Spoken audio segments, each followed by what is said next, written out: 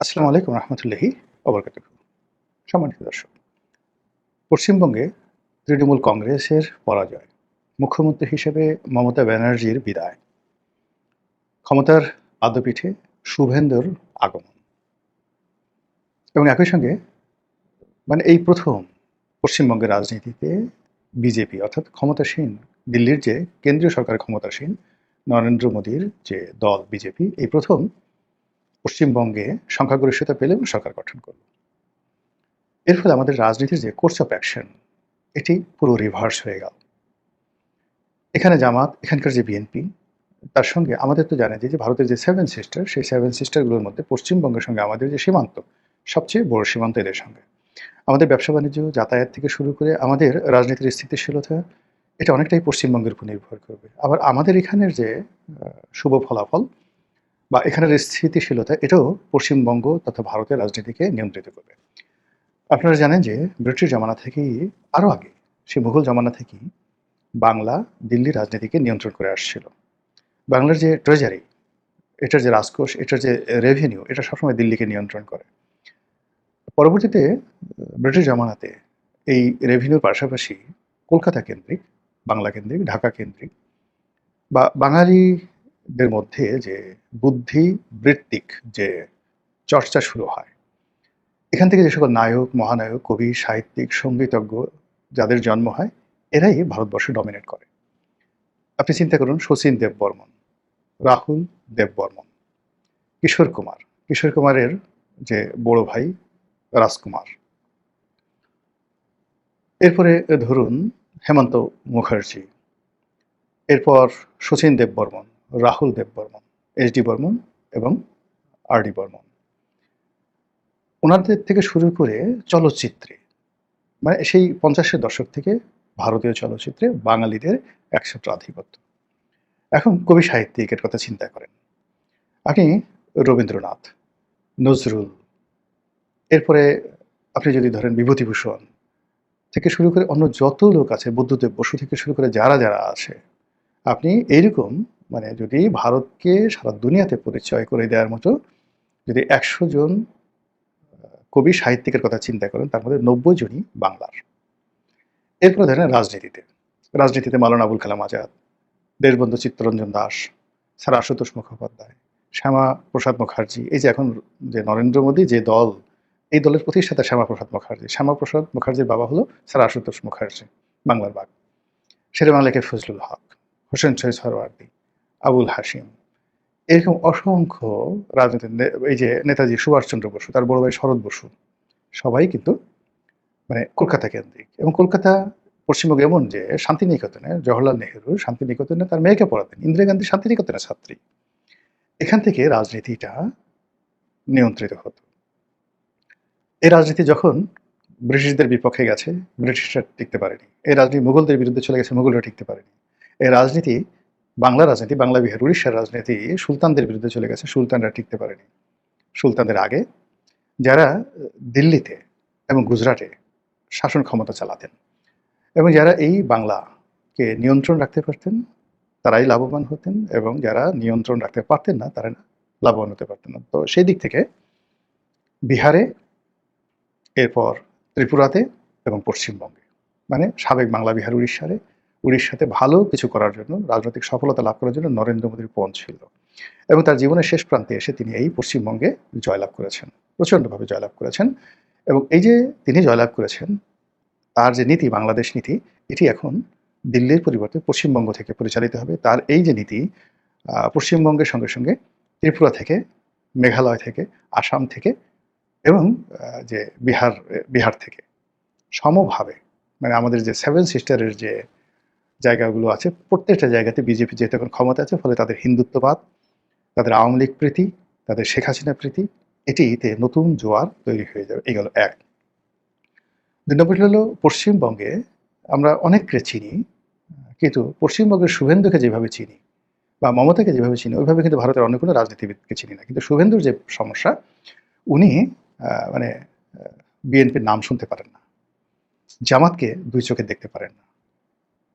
তিনি যদি ভারতের, যাকে বলা হয়, প্রধানমন্ত্রী নরেন্দ্র মোদী হতেন, এই এতটা উগ্র, এই উগ্রতার কারণে কি হলো, সে বাংলাদেশে সৈন্য পাঠিয়ে দরকার হলে জামাতের সবাইকে তারা সে ধরে নিয়ে যেত। এই যে ক্ষমতা এখনো শপথ নেয়নি, কেবলমাত্র জয়লাভ করেছে, এর মধ্যে দিদার সে তৃণমূলের লোকদেরকে পিটানো শুরু করেছে, মুসলমানদেরকে পিটানো শুরু করেছে এবং তারা বলছে যে এই মুসলমানরা আমাদেরকে ভোট দেয়নি, যদিও মুসলমানরা তাকে ভোট দিয়েছে, কিন্তু সে এখন বলছে মুসলমানরা ভোট দেয়নি, আমাকে হিন্দুরা ভোট দিয়েছে, আমি হিন্দুদের ভোটে হয়েছি, এতটা মুসলিম বিদ্বেষী। ওখানে কলকাতাতে গরুর মাংস পাওয়া যায় যথেষ্ট এবং সেই জন্য বেশ কয়েকটা বড় মার্কেট রয়েছে, গরুর মাংসের বাজার। এই মাংসের বাজারগুলো এই গত 24 ঘন্টা ভেঙে চুরমার তছনছ করে দিয়েছে। মুসলমানদের যে সকল ব্যবসা প্রতিষ্ঠান, হোটেল মোটেল যা কিছু ছিল, বেশিরভাগই এই শুভেন্দুর যারা লোকজন, বিজেপির যারা লোকজন, তারা আক্রমণ করেছে। অর্থাৎ এখানে র্যাসিজম বলতে যা বোঝায়, ফান্ডামেন্টালিজম যা বোঝায়, হিন্দুত্ব বলতে যা বোঝায়, পুরো জিনিসটি সেখানে তারা শুরু করে দিয়েছে। এর বাইরে শুভেন্দু একমাত্র ভারতীয় রাজনীতিবিদ, সে বলেছে যে শেখ হাসিনা এখনো বাংলাদেশের বৈধ প্রধানমন্ত্রী এবং সে এখনো বলছে। 2 নম্বরে সে বলছে যে শেখ হাসিনা বাংলাদেশে যাবে প্লেনে করে, যেভাবে সে ভারতে এসেছে আমরা আবার তাকে প্লেনে করে বাংলাদেশে পাঠাবো এবং তাকে স্যালুট দিয়ে গার্ড অব অনার প্রদর্শন করে তাকে বরণ করে নিতে হবে।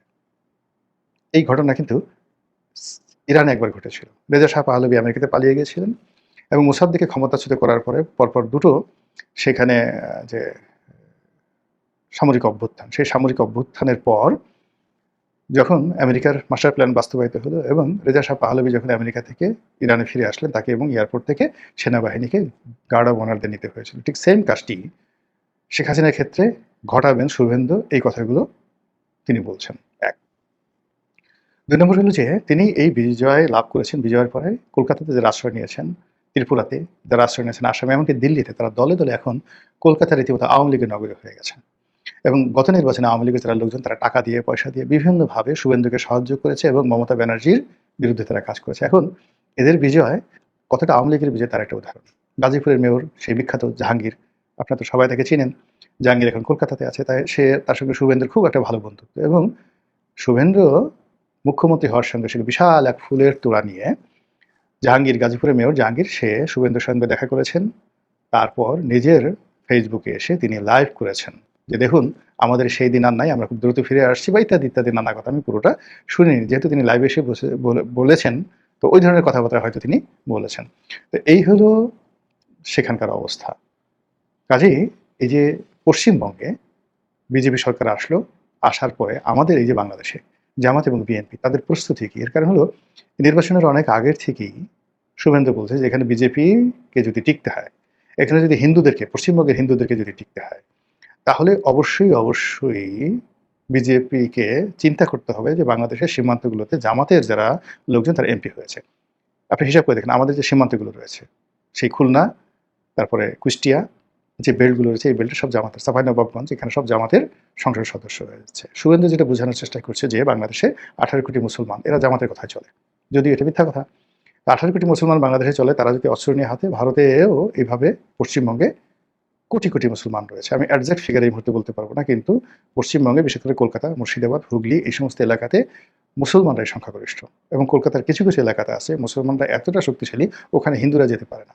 তো এই মুসলমানদের সঙ্গে যদি বাংলাদেশের মুসলমানের এবং জামাতের একটা সম্পর্ক হয়, তাহলে পশ্চিমবঙ্গ তারা দখল করে নেবে। কাজেই বাংলাদেশকে এক চুল ছাড় নয়, এখানে বাংলাদেশে তাদের আধিপত্য বজায় রাখতে হলে পশ্চিমবঙ্গকে যদি ভারতের সঙ্গে রাখতে হয়, পশ্চিমবঙ্গ যদি বাংলাদেশ যে কোনোভাবে দখল করে নিতে পারে, এরকম একটা ভয় শুভেন্দু ওখানকার হিন্দুদের মনে জাগিয়ে তুলেছে এবং তার প্রেক্ষিতে যেটাকে ইংরেজিতে বলা হয় হেট্রেট, একটা ঘৃণার যে একটা আগুন সে ছড়িয়ে দিয়েছে পুরো পশ্চিমবঙ্গে এবং সেই আগুনের উপরে এখন সে ক্ষমতায় বসেছে।